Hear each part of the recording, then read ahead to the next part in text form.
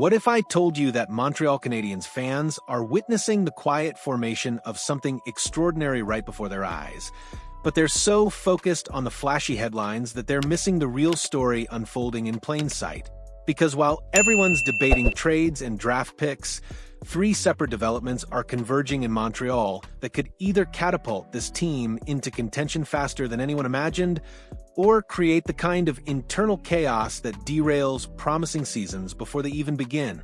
Let me paint you a picture of what's really happening behind the scenes in Montreal, and why the next few months could determine whether the Canadiens become the league's next great success story or just another cautionary tale about rushing the rebuild process. The Patrik Laine awakening. When size meets desperation, picture this scene. It's early morning in Brossard. The Zamboni hasn't even finished its work. The arena is empty except for one towering figure already lacing up his skates, ready to attack another day of preparation. For 3 straight days now, Patrik Laine has been the first player on the ice. Not just arriving early, arriving first. Before the coaching staff, before his teammates, before the Zamboni operator has even had his morning coffee. This isn't the Patrik Laine we've known. This is a player transformed by something deeper than contract pressure or media expectations.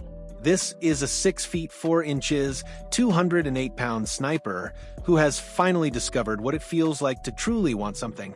Michael Levwacoux, reporting from Brossard, tells us everything we need to know. Laine looks comfortable, shows no signs of weakness, and carries himself with the confidence of a player who has found his purpose. More importantly, he's doing this while surrounded by teammates like Nick Suzuki, Cole Caulfield, and Ivan Demidov, players who are setting the tone for what championship-level preparation looks like. But here's where it gets interesting. When elite players start competing with each other in practice, when they're pushing each other to be first on the ice and last to leave, you're not just building individual excellence. You're creating a culture that becomes self-sustaining. Lane Hutson goes to bed dreaming about having Laine size. Imagine what Laine could accomplish if he combined that natural physical advantage with the work ethic and intensity he's showing right now. We're potentially looking at a player who could become one of the most dominant power forwards in the Eastern Conference. The question isn't whether Laine has the skill. We've seen glimpses of brilliance throughout his career. The question is whether this newfound dedication is real and whether Montreal's environment can sustain it throughout the grind of an 82-game season. The Ivan Demidov dilemma. When success creates problems now, let's talk about the elephant in the room that nobody wants to address directly. Ivan Demidov is going to be really, really good. Not just good, potentially generational. The kind of player who changes the trajectory of franchises. Some fans are projecting him for over 100 points. Even the conservative estimates have him between 60 to 70 points in his first season. 30% of Montreal fans polled recently believe he'll exceed 70 points as a rookie. Here's where things get complicated. Montreal's current first line, Juraj Slafkovsky, Nick Suzuki, and Cole Caulfield, was the third best line in the entire NHL last season in terms of expected goals. They played over 705 minutes together, ranking among only 9 lines league-wide that exceeded 600 minutes of ice time. These aren't just good players playing together. This is elite-level chemistry that took time to develop and produces measurable results. So, what happens when Demidov arrives and immediately becomes too good to play on the second line?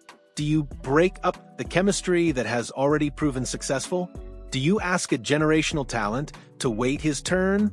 Do you completely restructure your lines around one player, regardless of how it affects the rest of your lineup? This is the kind of problem that championship organizations face, but it's also the kind of problem that can create internal friction if not handled properly. Slafkovsky brings a physicality and presence to that first line that you can't easily replace. Suzuki and Caulfield have spent years developing their on-ice relationship. The smart play might be to keep that first line intact and build an equally dangerous second line around Demidov. But that requires finding the right center to complement his abilities, which brings us to our third development. The Pavel Zacha solution. Perfect fit or desperate reach. Boston's Pavel Zacha has resurfaced as a potential trade target for Montreal, And the more you examine this possibility, the more sense it makes on multiple levels. Zacha isn't a superstar. He's never going to be mistaken for Sidney Crosby or Nathan MacKinnon. But sometimes the perfect fit isn't about finding the flashiest player, it's about finding the right player. Consider what Zacha brings to the table. He's a left-handed center who wins 53 to 54% of his faceoffs. He averages close to 19 minutes of ice time per game. He received Zelka Trophy votes as recently as last season, ranking 27th in defensive forward voting. He has 2 years remaining on his contract at $4.75 million annually, a bargain in today's rising salary cap environment. More importantly, Zacha has proven he can produce offensively when given the right opportunity. His down year last season, 47 points in 82 games, coincided with Boston's overall struggles as a team. In better seasons, he's proven capable of 57 to 59-point seasons with 20-plus goals. Now, imagine Zacha centering a line with Ivan Demidov on the wing. You have a defensively responsible center who can win faceoffs and get the puck to one of the most skilled players in hockey. Zacha's power play experience would make him valuable on Montreal's second unit, and his contract status makes him either a long-term solution or valuable trade bait if the fit doesn't work perfectly. The beauty of this potential move is that it solves multiple problems simultaneously. It gives Demidov a legitimate center to play with. It provides Montreal with face-off stability they've desperately lacked. It adds defensive responsibility to their forward group. And it does all of this without requiring a massive financial commitment or trading away core pieces of their future. The convergence. Why these three stories matter together. Here's what makes these three developments so fascinating when viewed together. They represent Montreal's evolution from a rebuilding team to a team that's actively solving the problems that prevent championship runs. Patrik Laine's transformation shows that Montreal's culture is attracting buy-in from veteran players who have something to prove. When established NHL players start arriving first to practice and embracing the team-first mentality, something special is building. The Demidov situation represents the kind of problem that successful organizations learn to manage. Having too much talent isn't really a problem. It's an opportunity to create depth and competition that makes everyone better. The Zacha possibility shows that Montreal's management understands the difference between flashy moves and smart moves. Sometimes the best addition isn't the biggest name available, it's the player whose skills best complement what you're trying to build.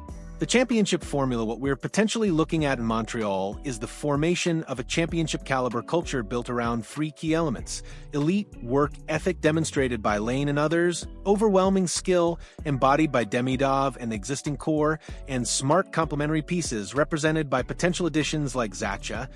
Championship teams aren't built around one superstar or one brilliant move. They're built around the accumulation of the right players, the right culture, and the right timing coming together simultaneously. Montreal appears to be approaching that convergence point faster than anyone anticipated.